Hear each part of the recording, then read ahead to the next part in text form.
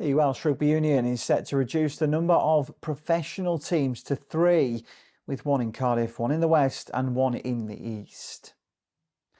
Players were informed of the decision on Friday morning, though all 4 current regions, Scarlets, Ospreys, Dragons and Cardiff, will remain in place until at least the end of the 2027-28 season under a tiered funding model. Further details on the proposed 3 clubs which may not retain existing branding are expected in the coming weeks.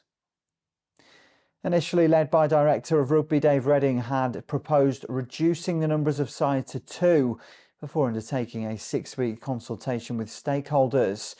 Following a strong backlash from clubs, players and fans, the full WRU board opted instead for a 3-team model as long-term strategies.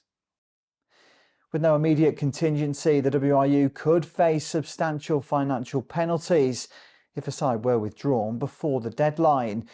Plans in place to allow Welsh and American side were reportedly blocked by the South African contingent in the URC.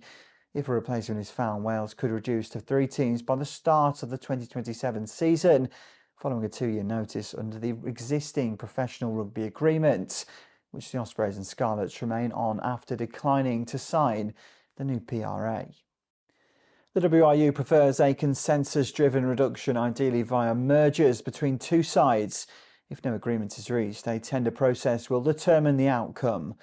The plan has faced criticism from politicians, fans and potential regional benefactors, while the threat of legal action from any excluded team remains a concern.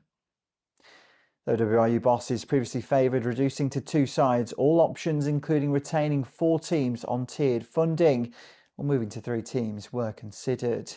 Proposed funding models range from equal funding of £6.9 million for 3 sides, or a 2+1 setup with elite sides on £6.9 million and developments for £5.4 million for other sides in Wales.